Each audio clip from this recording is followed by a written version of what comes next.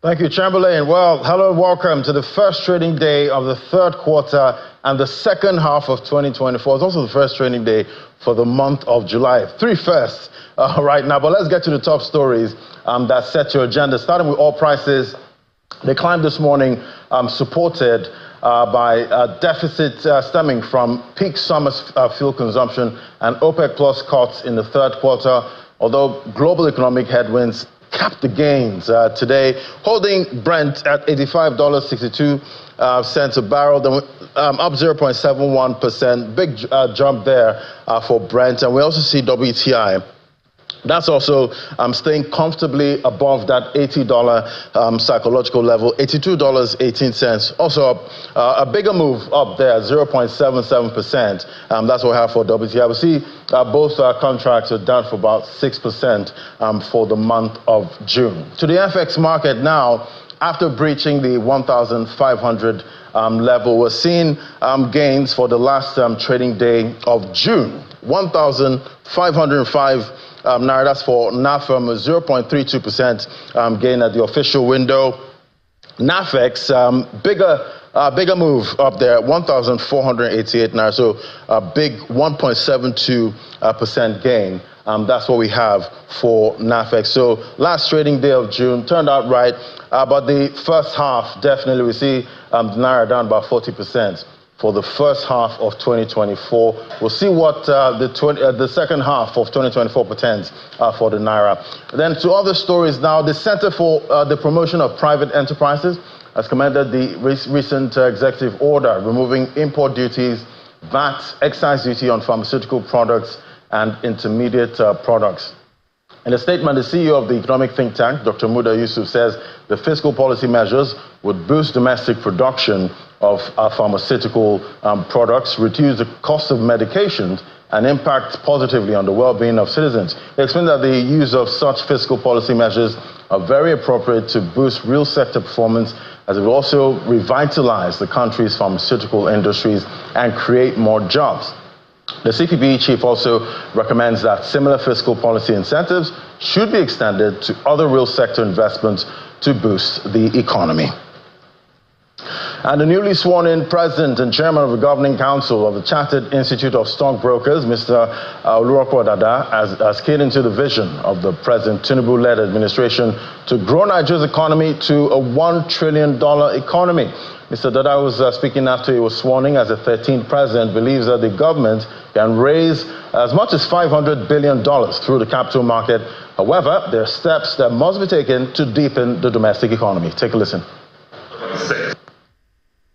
The federal government of Nigeria, under the leadership of His Excellency President Bola Ahmed Tinubu, GCFR, has articulated his vision of attaining $1 trillion economy during his tenure. To do this, the economy must attain a double-digit growth in gross domestic product. I strongly believe that these objectives are attainable. However, in doing this, two crucial steps should be taken.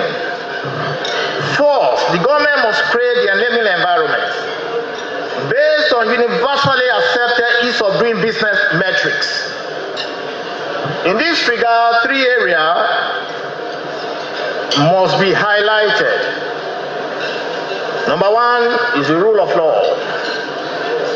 Number 2 is infrastructure. And number 3 is technology. It is of great concern that the size of the informal sector is so large in Nigeria. The implication is that a lot of tax revenue that should ordinarily go to government is lost, while the mechanism for implementing monetary and other strategic government policy is significantly weakened. It is therefore imperative that the size of the informal sector in Nigeria be substantially reduced if we are to attain the objective of accelerated GDP growth. Now to our first conversation, we see the first half of 2024, the Nigerian currency depreciated by nearly 40%. Besides Naira, we also see the Egyptian pound and Ghana cedi. They're also among the worst performers in the first 6 months of the year.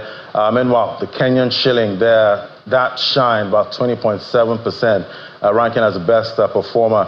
And there's also the issue of the proposal to amend the CBN Act. How will this impact the long-term performance of the Naira and economic stability if the CBN Act Amendment Act proposal becomes law?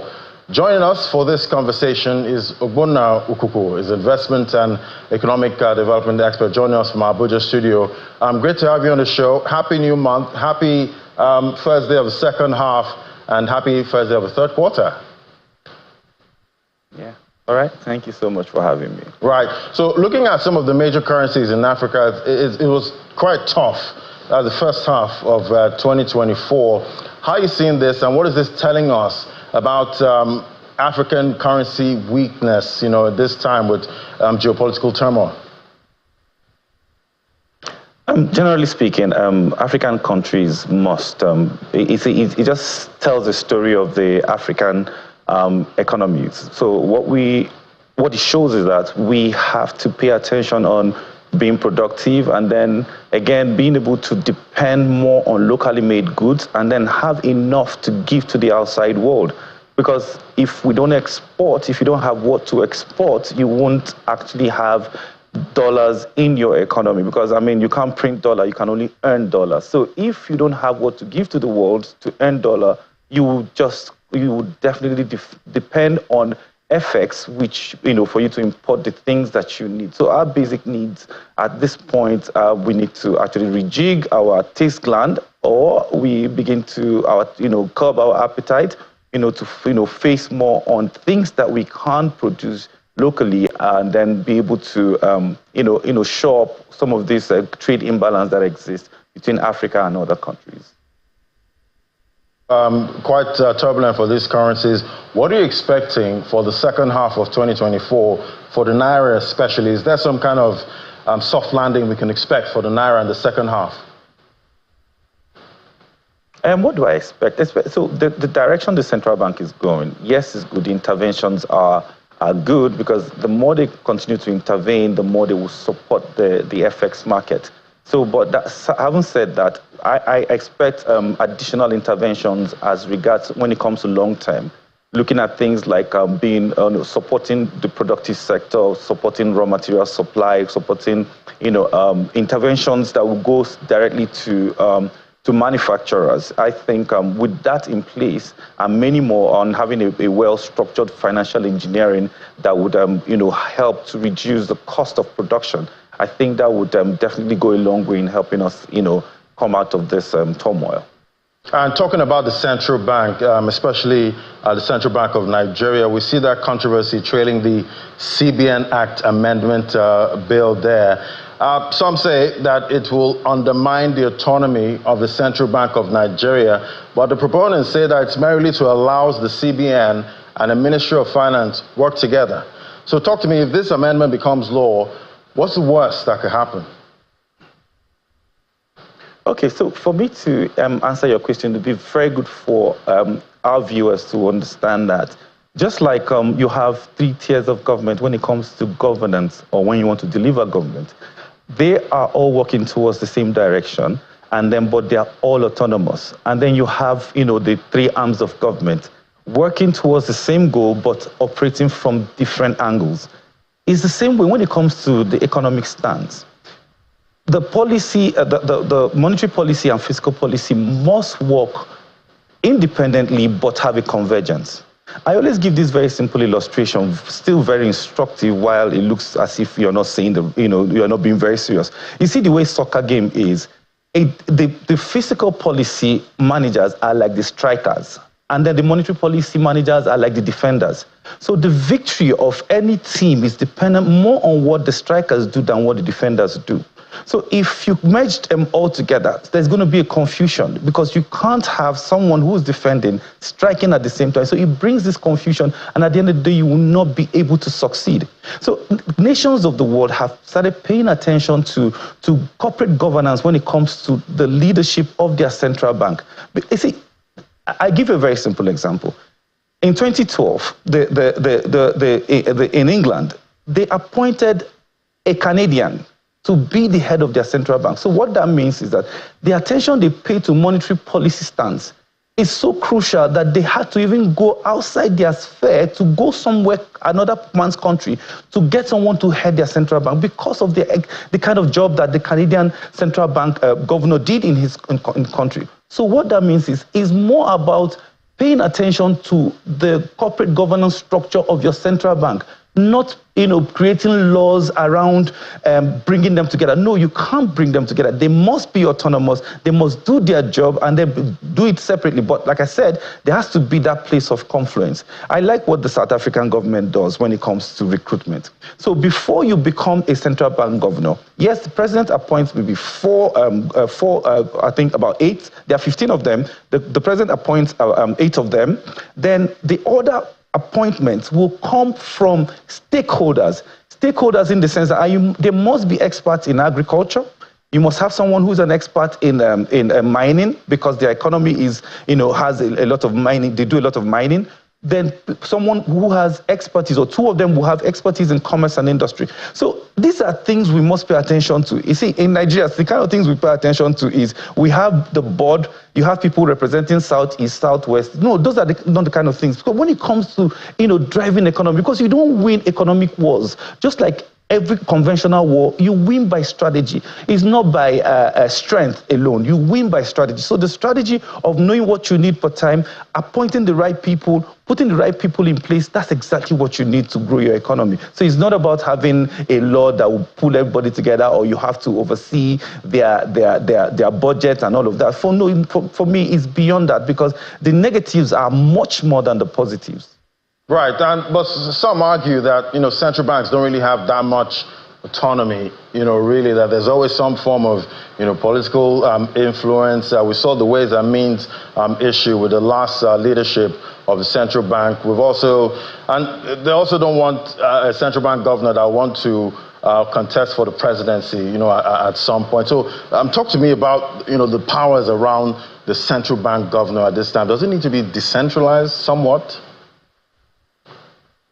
No, like I said earlier, see, if you look at other countries and see how, it's all about recruitment. Because if you recruit the right person, there's something we call, in leadership, you call public value proposition. Then look at individuals, look at their public value proposition. Are they people who have tendencies of becoming president tomorrow? See, central bank has to be headed by experts. I use experts in plural because it's not just a one-man thing.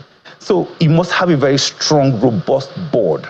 So the board must have experts who understand economic dynamics, understand how to get your economy working. They must have credible records, people who can there are no spots in their CVs. So these are the kind of people you recruit. So the world is paying attention to corporate governance as against having individuals who don't understand what it takes to be there. Yes, the Ways and Means, those are things that occurred in the past administration, and I can see that the leadership of the central bank now, you can't find, people with those kind of, those kind of records. And then who says that the person has to be a banker to be a central bank governor?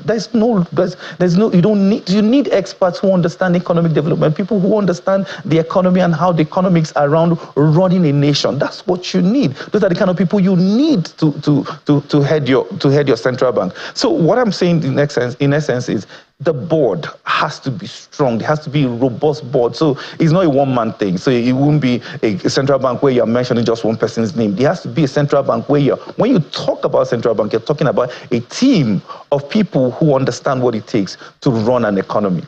All right, let's look at the battle against inflation at this time. We see, most central bankers in developed economies, they're already nearing their inflation targets at this time. And we've seen right here in Nigeria, the inflation keeps going up, but we're seeing some kind of slower pace of inflation in Nigeria. So talk to me about what the CBN has done so far in the first half to try and arrest inflation, and what you expect for the second half of 2024. Do you see more interest rate hikes? Are rates going to stay higher for much, much longer?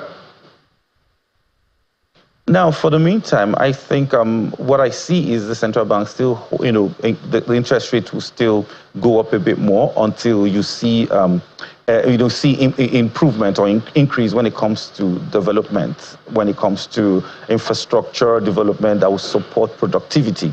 So, and looking at it, like I said in my initial illustration, is more of what the fiscal policy managers are doing, because the federal government needs to actually activate a whole lot of activities, interventions that will support the manufacturing sector, that will support alternative funding, alternative income for foreign exchange, because all these things are the things when you have your foreign exchange depreciating, it also adds to your inflation, because it actually adds a lot of cost to those who are importing. Like I said earlier, we are importing a whole lot, and that importation is coming at a very high cost, because we are still taking FX to import some of these things that we need. Basic commodities that we need are being imported. So that will also, things won't change immediately, but I think in the long run, if those interventions are taken care of, I mean, you can't have a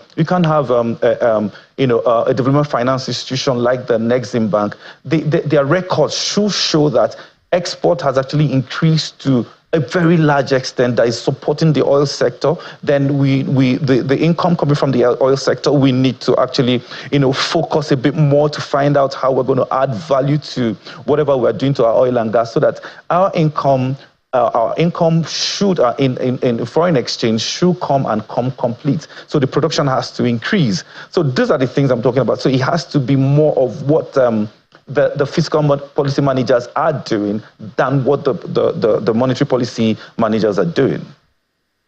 Looking at where we are right now with inflation, food inflation, and the currency at this time, in your mind, looking at the way the fiscal side is working and the monetary side is working, in your mind, when do you estimate that we can actually see notable improvement when it comes to inflation and food inflation?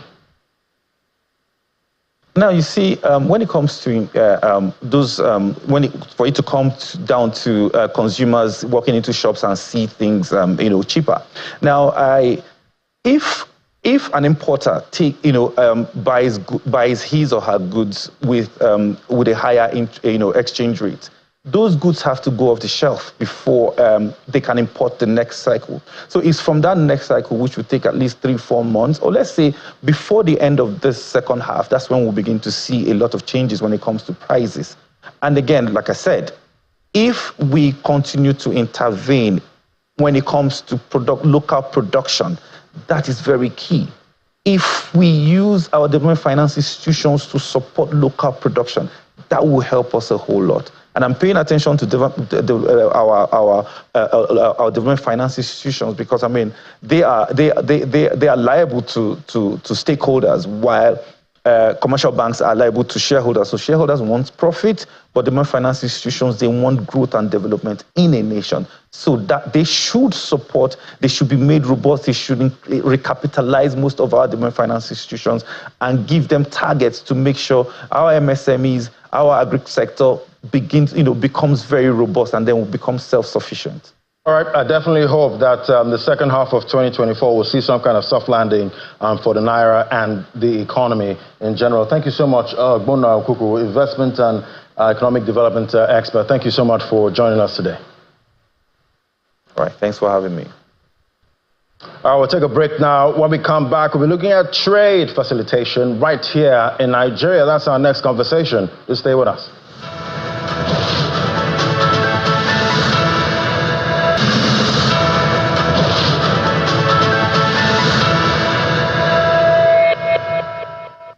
Welcome back. On to our next conversation now. We see trade facilitation is one way to help improve forex liquidity, which in turn supports the domestic currency. Free trade zones, we see they remitted about 11 trillion naira to the Federation account as of October 2023, but some experts believe it could be more. Let's discuss the prospects for free trade areas in Nigeria. Joining me for this conversation is Dinesh Rathi, he's the CEO, Lagos Free Zone. Join us via Zoom. Great to have you on the show. Thank you very much for having me. Fantastic, great to have you. So definitely there are a lot of prospects we see for the free trade area. Talk to me about how the free trade zone has contributed to trade facilitation in Nigeria, and what can be done to improve benefits of these zones in Nigeria? So let me begin by providing a brief background to the Lagos Free Zone. So we are a 850-hectare industrial development. It's a fully functional special economic zone located 65 kilometers east of Lagos in the Ibeju-Lekki axis. And we have been in operations for almost 12 years now. And out of the total area of 850 hectares, the first phase of 300 hectares is live and operational, out of which even 50% of that land is fully leased out or reserved. And our vision is to become the preferred industrial and logistics hub of West Africa by offering world-class infrastructure, facilities, and services. And we are the sponsors, project sponsors of Lekki Port. We work together with China Harbour, Lagos State Government, and Nigeria Ports Authority to put together the Lekki Port project, which is fully operational as well over the last 14 months. And this has added 1.2 million container capacity to our maritime industry. And we are well equipped as both the free zone and the port to handle high volume of international trade. And just a couple of facts, in the last 14 months of operations, we have been able to handle Nigeria's first transshipment vessel and also the largest vessel in Nigeria, which was a 14,000 TEU ship. And this ship plies every week to our port. In terms of what can be done to improve trade and facilitate trade in and out of Nigeria, I believe there are 3 or 4 factors which we as Lagos Free Zone and the Lekki Port combination offers, which is first is the seamless integration, because Lekki Port is situated inside our free zone. So Lekki Port is inside the Lagos Free Zone, which allows for seamless and efficient operations. The second is the easy access to world-class infrastructure, facilities, and services, which are very important for trade operators inside Lagos Free Zone. And then the third, which is the regulation, and which allows for setting up a one-stop shop. So Nigeria Export Processing Zones Authority, which is our key regulator, works along with other agencies of federal government like the Customs Service, Nigeria Immigration Service, and DSS, Nigeria Police Force, to provide a one-stop shop facilities. NAFDAC as well is also there in our zone. And then the fourth and very important aspect is a 24/7 power and security, which helps people to operate without any kind of trouble. So all of this is helping them to operate in a very, very competitive way and in line with the global cost environment. All right, so definitely, I know a lot of businesses would like to actually do business, within these zones. Talk to me about entry, into free zones to actually do business there. How affordable is it? I've heard some complaints about the high cost of entry. Well, people have to understand that, it's a one-stop shop. You get all the facilities, all the ingredients of operating a business are present there. So whether it is a warehousing facility, an office space, a housing facility, power, security, everything is there. So all of it does take a little bit of cost to operate. But then to operate in a very, very hassle-free manner, I believe the cost which gets paid is quite low. So, if you compare the cost-benefit analysis, I believe in the long run, it does pay off. And moreover, there are fiscal advantages of locating your business inside a free zone, which the federal government of Nigeria has been magnanimous enough to operate this framework over the last 30 plus years. And they have stood true to it. The one-stop shop, which is wherein all the agencies work in a very cohesive way to facilitate trade and commerce, also is another key factor why companies are looking for operating inside a free zone. All right, we're talking about the Naira earlier on the show, and yes, it wasn't really a good performance for the first half of 2024. But talk to me about how currency volatility has impacted businesses in the free zones. So all the free zones within Nigeria, they operate in the Nigerian context and are not really insulated from what's happening around us on the currency front. So there has been challenges on the cost management side. It has been difficult to predict cost, and therefore the planning just takes a beating. And for businesses that really depend on imported raw material, they are now facing increased cost of those materials. The second is the inflationary pressures, which this currency volatility has led to reduce consumer spend. And that means the production levels of the business operators inside the zones has actually come down. And of course, when you have these kind of environment with high inflation, where the consumer demand has kind of slowed down, the investment and financing aspect of putting up growth capital behind growing your production capacity and investing in newer assets also, slows down. So people have postponed these decisions. Despite that, we are very, very pleased that at least Lagos Free Zone, we are signing up new companies. We will be soon announcing some big names who have joined Lagos Free Zone as business operators. So despite all of that, we are trying our best to kind of position Lagos Free Zone and the Lekki Port combination as a silver bullet to some of these issues. And definitely, we hope we get more exports out of these ports going forward. Thank you so much. It was great having you on the show, Mr. Dinesh Rathi, CEO, Lagos Free Zone. Thank you so much. Thank you. Thank you very much. Thank you. All right, let's get a quick check on the market close. That's for last week. That was the last trading week of June. And there you have it. We're back above that $100,000. $100,000. Why dollar is always in my head? 100,000 level. This was 0.32%. That's for the all-share index. And we see the equity cap, 56.6 trillion. Let's look at the volume there traded. We see that was down about 19.8%, 2.65 billion units. That was traded, valued at 49 billion for the week. And definitely we know for the first half, the market is up, the all-share index up about 3%. So who knows what's going to happen next going into the second half of 2024. Let's look at the sectors there. Banking, insurance, oil and gas. Those were the ones in the green with a big move there for the oil and gas counter, 5.71%.